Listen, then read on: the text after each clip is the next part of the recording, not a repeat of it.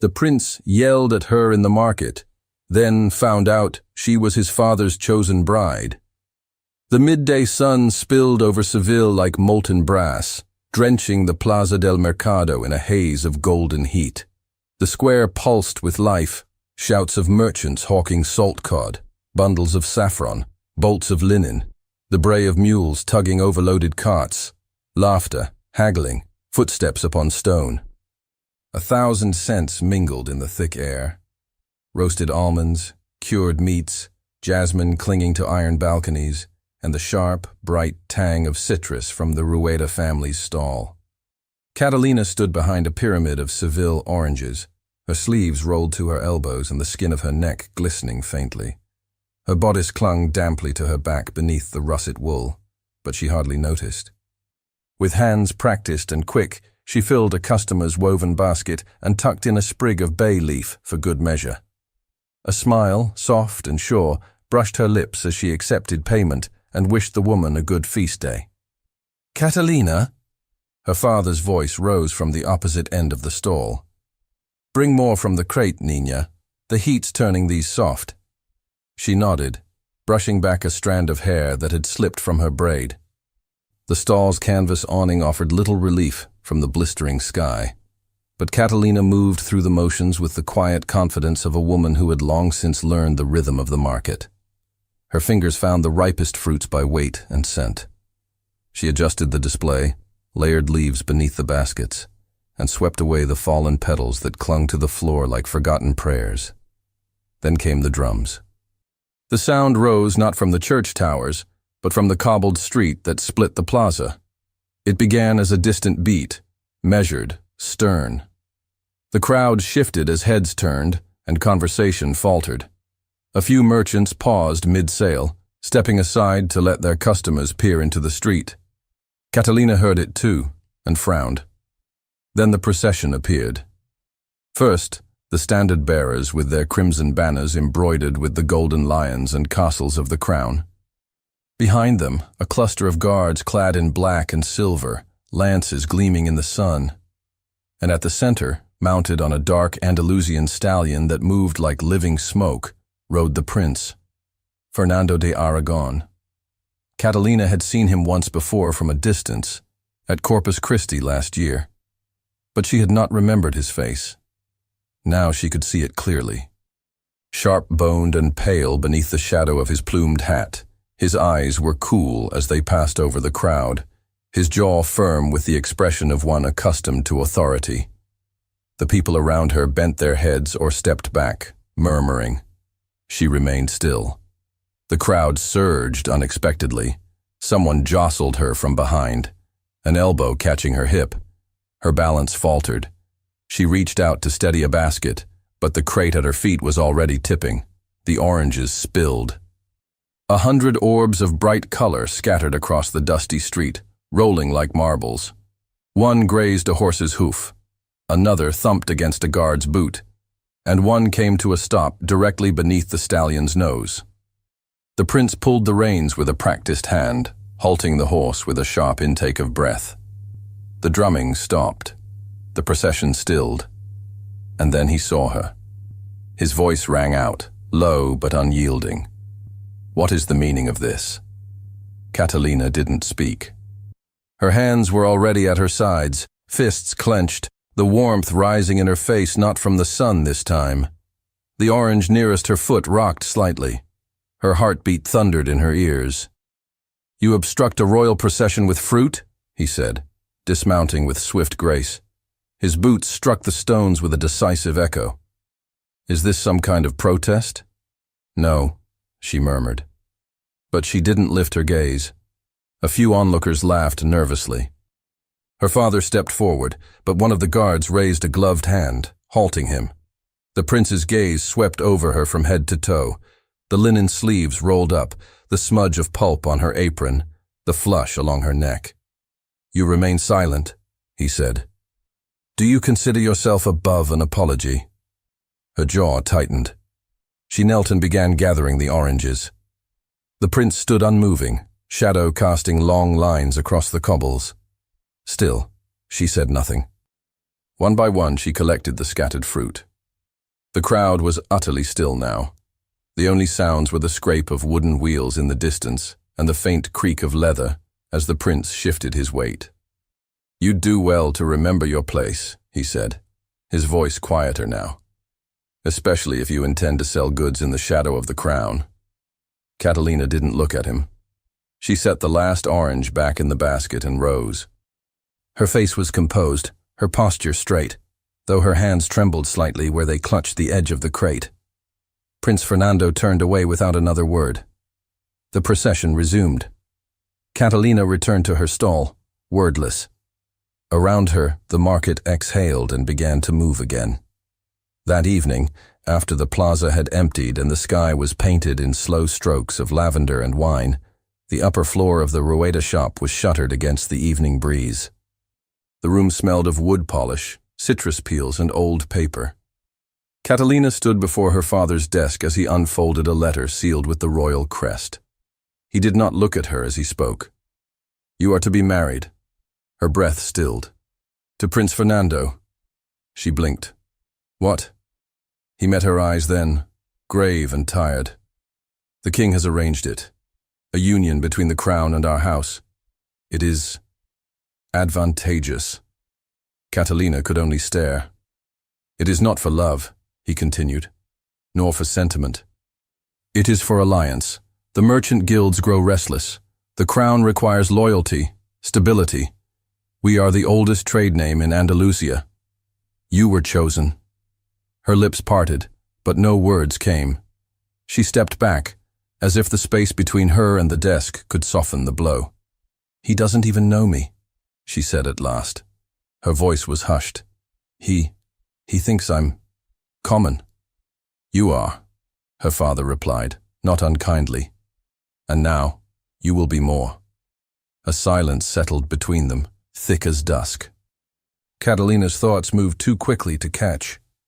Her mind conjured the scene from earlier, the prince's cold voice, the weight of eyes on her back. And now, marriage.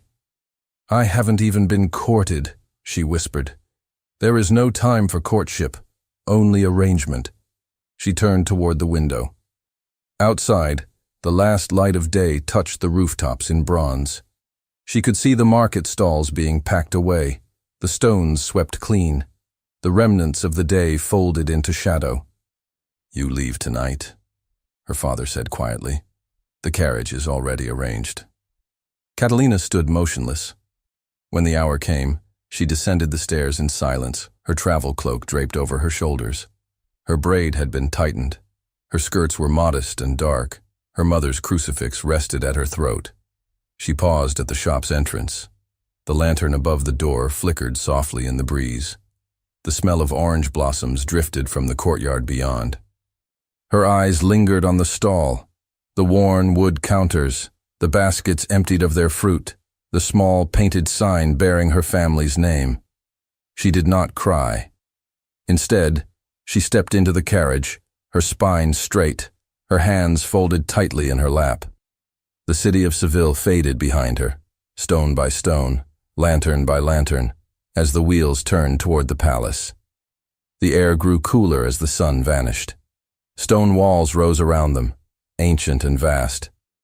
When the carriage passed through the main gate of the Alcazar, the world grew quiet, except for the hollow echo of hoofbeats across the marble courtyard. The carriage drew to a stop. A royal attendant stood beneath the archway, eyes unreadable, hands clasped behind his back. And in the shadows just behind him, arms crossed, face expressionless, stood Prince Fernando, watching her arrival in silence. The door to the guest chamber closed behind her with a muted thud, muffled by layers of stone and formality. Catalina stood motionless for a moment, letting her eyes adjust to the soft amber glow of oil lamps mounted along the walls. The air was cool and faintly perfumed with lavender, but the stillness in the room felt foreign, deliberate, almost oppressive. It was beautiful, undeniably so. The carved walnut canopy bed stood like a throne at the center, its silken curtains tied back with gold cord. An armoire of Moorish design stretched across one wall, inlaid with ivory and mother of pearl. Embroidered cushions in deep garnet and indigo crowded the bench under the arched window, yet none of it comforted her. Every corner whispered of someone else's life. This was not her father's warm, cluttered apartment above the stall, where the scent of oranges lingered and wood creaked beneath her steps. This was silence pressed into brocade. A maid entered briefly with a tray of figs and almonds, offered no words, and departed just as quickly. Catalina set her hands on the edge of the bed and exhaled slowly. She had not spoken to Prince Fernando since the moment at the gates. He had looked at her with an unreadable expression, then turned and disappeared into the palace without a word. She hadn't expected warmth, perhaps not even acknowledgement, but the absence of anything left her unsettled. She changed into the linen nightgown laid out for her and approached the window. The view overlooked one of the smaller inner courtyards where orange trees rustled softly in the breeze. Beyond the low stone railing, a pair of guards stood at attention, their silhouettes unmoving. Freedom was just outside, scented with blossoms. But in here, she was no longer Catalina of the market. She slept poorly. The next morning began with protocol. Her new life unfolded in careful ceremonial layers. She was instructed by a palace duenna on when to curtsy and to whom, how many steps to remain behind the queen when walking, how to address the royal confessor, and how to navigate a formal dining table with 5 forks. Her days were punctuated by obligations she had never imagined. Latin grammar lessons delivered by a stooped priest with trembling hands, lectures on Catholic virtue and royal modesty, long afternoons with a lady tutor who taught her the ceremonial order of toasts at court banquets. The meals were formal and hushed, served in silver under vaulted ceilings. Catalina sat at the table's lower end, careful with every word and movement. The court ladies watched her with practiced detachment, eyes skimming over her like she was a piece of furniture that had been placed in the wrong room. Lady Beatriz de Santillana was among the most prominent of them, always seated close to the queen, always immaculate. Her hair was arranged in flawless golden coils, her gowns severe and dazzling. She never addressed Catalina directly, but she had a way of laughing softly at precisely the wrong moment, as though mocking a joke no one else had heard. Whispers followed Beatrice like perfume. It was said she had once been considered as a match for Prince Fernando, or perhaps more than considered. Still, Catalina held her silence. She endured the chill with the same quiet dignity she had held in the market, though the loneliness here was sharper, wrapped in silk and sharpened by courtesy. The first time she stood before King Alonso, her breath caught in her throat. The royal audience was held in the Sala de los Embajadores, where the walls gleamed with gold and the ceiling seemed to vanish into painted heavens. She had never seen so much grandeur. Her feet felt heavy on the mosaic tiles as she entered. Prince Fernando was already there, standing beside his father in full court attire, black velvet with silver embroidery, his sword at his side. His posture was immaculate, his expression unreadable. "Catalina Rueda," the chamberlain announced. She stepped forward and curtsied low, her skirts brushing the floor.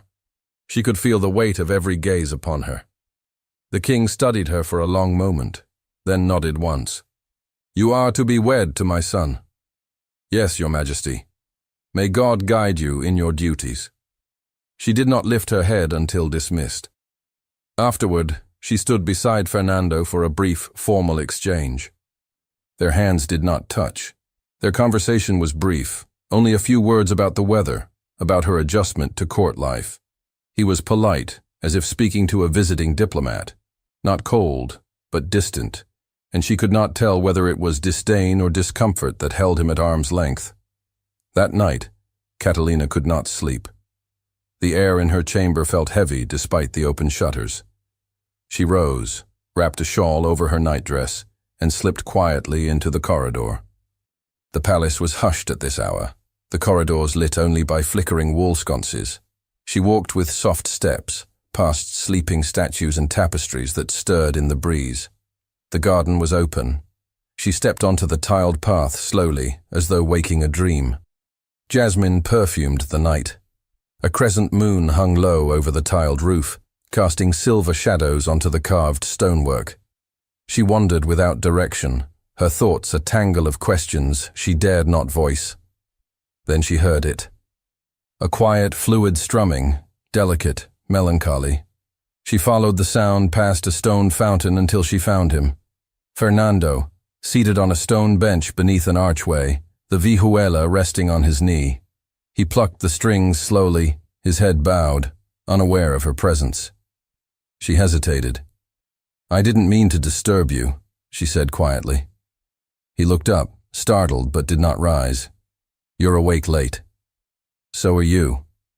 He set the instrument aside and studied her for a moment. "This place is beautiful at night," he said. "It almost feels honest." She sat on the edge of the fountain, not too near. "I needed air. The walls feel smaller here." He gave a faint, dry laugh. "They close in, don't they? Even when they're carved with gold." Catalina looked at him. In the dim light, he seemed younger somehow. The sharp lines of his face softened. "You've lived with them your whole life. Knowing how to endure something doesn't make it easier," he replied. "Especially when it chooses everything for you." She understood then. Understood the tightness in his voice. The way he looked at her without truly seeing her in the audience hall. "I was told yesterday I must learn to walk 3 paces behind the queen," she said after a moment. "But I've never followed anyone, not even in the market." He looked at her, surprised. "I believe you." They were silent for a while. The only sound was the faint splash of the fountain and the wind stirring in the trees. When he rose, he paused. "Good night, Catalina." "Good night, Your Highness." But in the days that followed, something had changed. Their meetings remained formal, escorted strolls through the gardens, shared attendance at Mass, occasional words exchanged during supper. Yet the way he looked at her shifted, subtly. He no longer avoided her gaze. When she made a clever remark during a discussion with a visiting friar, his lips curved, barely, but unmistakably. He still held himself with reserve, but his silences no longer felt like avoidance. They felt like restraint, and Catalina felt the difference. The chill of the court still pressed on her shoulders, but beneath it, something warmer stirred, something uncertain. Yet the court itself remained unchanged. The glances from the noblewomen lingered. The hierarchy remained intact, unbending. The corridors whispered with meaning. Catalina had begun to understand that her presence here, her very existence in this role, was a disruption, and disruptions were not easily tolerated. One night, as she returned late from a quiet visit to the chapel, she passed a corridor lined with tapestries. The shadows were long, the sconces nearly out. She paused. Voices. Behind the heavy velvet curtain, someone was speaking. "She may wear the ring," said a woman's voice, low and clipped, "but that doesn't make her a princess. This arrangement won't last, not if I intervene." Spring crept through the palace in quiet ways, warm breezes through stone corridors, the scent of wisteria drifting from the outer gardens, servants murmuring of early figs in the market. The sunlight reached deeper into the Alcazar each day, brightening the mosaics along the walls and bringing with it an unspoken urgency. The engagement ceremony approached, and with it came a growing need for presentation, performance, and perfection. Catalina found herself swept into a current of preparations she could neither direct nor resist.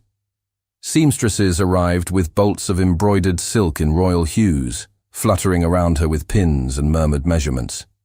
Tutors intensified her lessons in court protocol. Palace stewards rehearsed her role in the procession until her steps felt choreographed beyond recognition. She was not alone in this performance.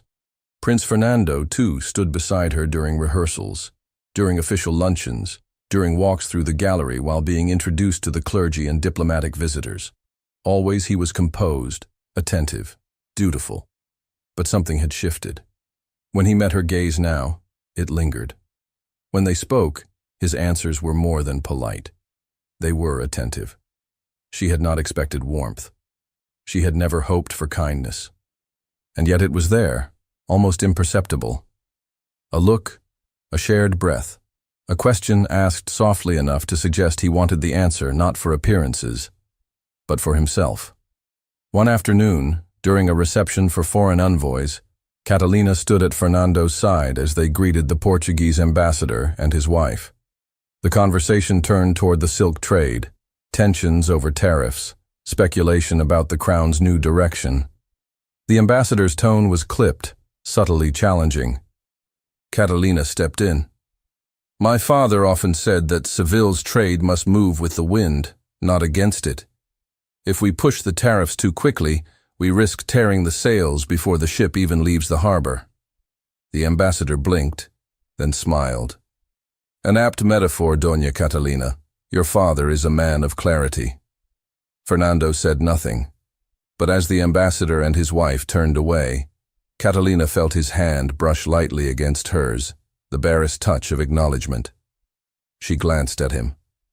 His expression didn't change, but in his eyes there was approval, warm and unmistakable.